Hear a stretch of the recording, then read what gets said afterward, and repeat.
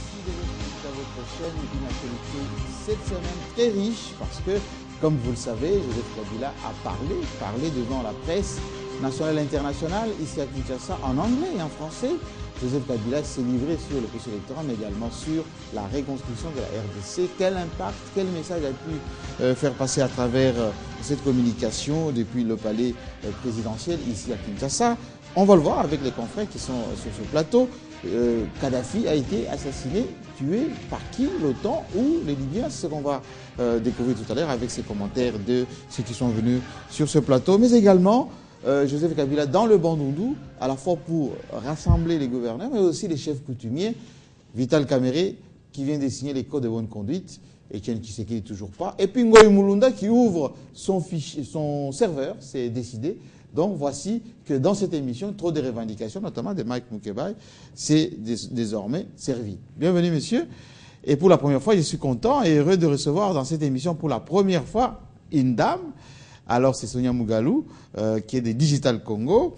Mike Mukebai, vous le connaissez certainement. Clément Zao, Willy Kalengai, qui devait être avec nous, mais il le sera la semaine prochaine. Et puis Harold Badibanga et le célébrissime Jérôme Sekana, le complice de Léon Kingo Wadondo. Enfin, j'ai dit parce que j'ai eu beaucoup de questions cette semaine et des revendications vous concernant. Alors, on se jette à l'eau pour déjà cette dépêche qui vient de tomber. Des Congolais ont marché à Paris en faveur de la RDC et scandant des slogans pour Joseph Kabila. C'est une première depuis bien longtemps entre Place de la Nation, Bastille et République. Quel commentaire d'abord, Harold Badibanga? Qu'est-ce qui s'est passé? J'ai entendu dire même dans cette manifestation, Paris est tombé, la République est à Paris. Non, le commentaire est simple, c'est la reprise de conscience pour certains et le retour à la normalité de la vie pour nos compatriotes de la diaspora, étant donné que c'est un secret de polichinelle. On savait que s'il y a eu des problèmes il y a un passé très récent, c'était le fruit de l'instrumentalisation. Il y a la radio Bendele qui écrivait des choses. Il y a eu des tireurs de ficelles qui disaient on ne veut pas voir tel ou tel autre ici parce que s'ils viennent, c'est vous qui perdrez. Maintenant qu'ils ont compris que et le Congolais qui vit à Kinshasa, à Kabeka-Mwanga, et celui qui vit à Londres et ailleurs, nous n'avons que cette République comme un bien commun le plus cher. Ils ont compris. Je crois que c'est une leçon et un message fort qu'il lance à la classe politique congolaise qui, du reste, au-delà qui tirait les ficelles, il faut dire, hein, parce que semble-t-il, même au sein de la majorité, il y avait ceux qui instrumentalisaient la diaspora pour parfois tirer de l'argent, pour aller dire, voilà, moi je veux négocier, je vais contrôler ces gens. Voilà. Et ça profitait à certains. Voilà, c'est donc un message de preuve de maturité, plus question de tirer de ficelles. Nous sommes là, le Congo nous appartient tous. L'alternance au pouvoir est garantie. Au plus fort, c'est lui qui pense qu'il peut prendre la place de tel ou de tel autre, de demander le suffrage du peuple qui, du reste, est souverain primaire. Donc, oui, il faut aller aux urnes. Plus question d'instrumentaliser, de tirer des ficelles, jusqu'à empêcher même des manifestations ou des concerts des artistes musiciens qui font au fait la fierté de la République à travers le monde entier.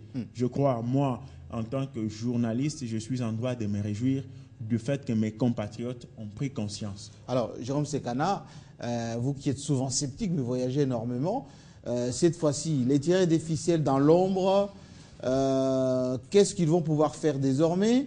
Est-ce que ça sera, on va dire, ils se mettent devant les faits accomplis et ils laissent les Congolais de la diaspora évoluer parce que beaucoup sont venus ici, certains sont candidats même aux élections, que ce soit législatives. Kachala est venu, il vit aux États-Unis. Et puis, là, on voit qu'on peut marcher dans Paris sans se faire agresser ou, comme beaucoup, redouter. C'est fait, c'est après-midi, c'est samedi à Paris. Ok, moi je pense qu'il y a des leçons qu'on peut tirer, parce que je suis très content, c'est un signal très fort. Vous savez, un bon patriote ne dénigre pas son pays et surtout pas son président de la République. Parce qu'au niveau de la scène internationale, nous faisons une certaine concurrence. Vous ne verrez pas un Français, quand bien même son président Sarkozy n'a pas résolu son problème, commencer à les critiquer, à les injurier, à la limite, comme le faisaient nos compatriotes. Moi, j'ai vu des Congolais quitter les États-Unis, quitter l'Europe pour venir s'enrôler parce qu'ils n'ont pas l'opportunité peut-être de voter. En tant que diaspora. En tant que diaspora, c'est déjà un signal fort. Et de temps en temps, quand je me trouve en Europe, j'assiste à un débat, ils ont des radios, et même sur Internet. Je peux dire qu'en partie, Télé 50 a joué aussi un rôle. Télé 50 qui est très suivi, on va dire, hein, qui est très suivi, et que le visage d'un Congo qui s'est reconstruit, un Congo où on peut avoir des bonnes nouvelles qui arrivent dans les oreilles. Parce que c'était quoi le problème ? Certains politiciens, peut-être mal avertis, distiller des informations, parfois des fausses informations, sur ce qui se passe réellement au pays. Quand bien même nous n'avons pas ce que nous aurions dû avoir. Ce n'est pas encore la perfection. Ce n'est pas la perfection, mais au moins il y a un début, il y a quelque chose dans la bonne direction. Eh bien, une certaine visibilité des actions qui sont menées ici, quand bien même nous avons des problèmes de gouvernance, des problèmes de corruption, mais au moins il y a un tout petit prestige du Congolais qui est en train d'émerger. Et là, lorsque les Congolais ont la vraie information, ils regardent la télé, notamment Télé 50, ils entendent les discours, parce qu'il y a ceux qui quittent ici, qui arrivent là-bas. Moi, je donne des conférences en Allemagne. Oui. J'ai déjà donné des conférences plusieurs fois en Allemagne, je l'ai fait également aux États-Unis.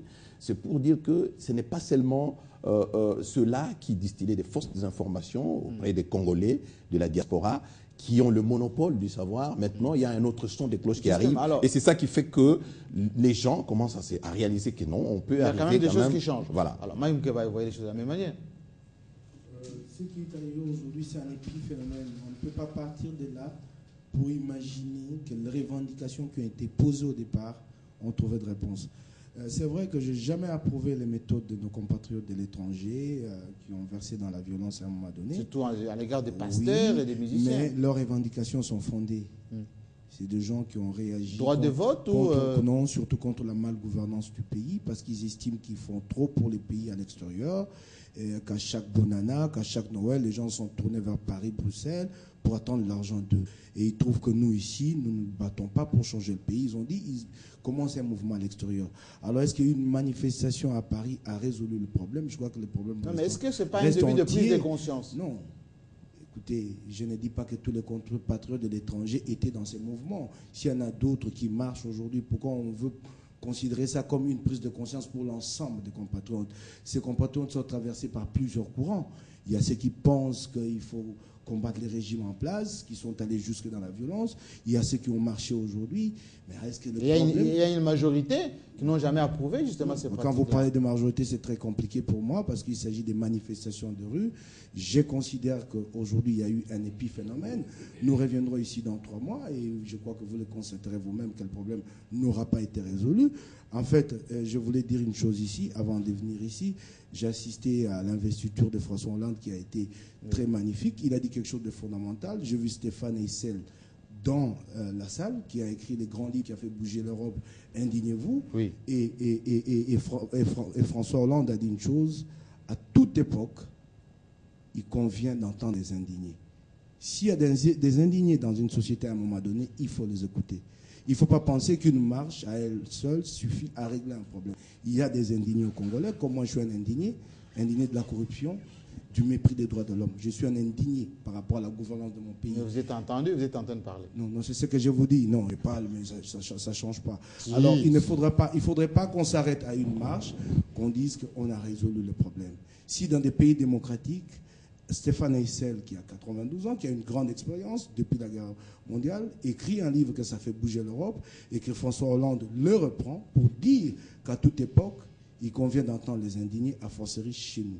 D'accord. Alors, avant que Clément Zao puisse boucler la boucle, la seule femme qu'on reçoit est pour la première fois dans qui nous souhaitons la bienvenue dans le club. N'est-ce pas qu'on n'était pas macho, Jérôme Sekala? Oui. Bienvenue, Sonia Mugalou. Merci beaucoup. Alors, commentaire par rapport à ces Congolais de la diaspora qui ont manifesté pour la première fois oui. leur, comment dire, affection pour la RDC et son président? Ils ont toujours eu de l'affection pour la République démocratique du Congo. Peut-être qu'ils n'ont pas eu l'opportunité de le manifester bien avant, pour des raisons qui sont bien évidentes. Quand on a une grande majorité des Congolais qui se trouvent dans la diaspora, qui manifestent toujours contre le régime en place. 700 000 en France quand même. Il y a lieu, par moment, pour eux de se dire, est-ce qu'on a la possibilité de manifester aussi ou est-ce qu'on ne va pas se faire lyncher en manifestant? On les voyait beaucoup plus d'ailleurs sur l'Internet. En lisant l'Internet, on se rend compte que beaucoup de Congolais manifestaient positivement en faveur du régime en place. Et beaucoup venaient ici en vacances. Venaient en vacances. Beaucoup de Congolais apportaient même ou amenaient des investisseurs en République démocratique du Congo. C'est que quelque part, on y croit. Même ceux qui sont à l'étranger aujourd'hui croient en l'avenir de la République démocratique du Congo, croient que le Congo est en train de se relever. J'aime bien la phrase du chef de l'État qui dit le Congo est comme un géant qui se relève. Aujourd'hui, ceux qui ont manifesté en Occident sont conscients que le Congo est en train de se relever et en même temps, ils sont conscients qu'ils ne sont pas... on ne peut pas les manipuler indéfiniment. Pour ceux, par exemple, qui étaient manipulés jusque-là, on ne peut pas leur faire gober n'importe quoi tout le temps.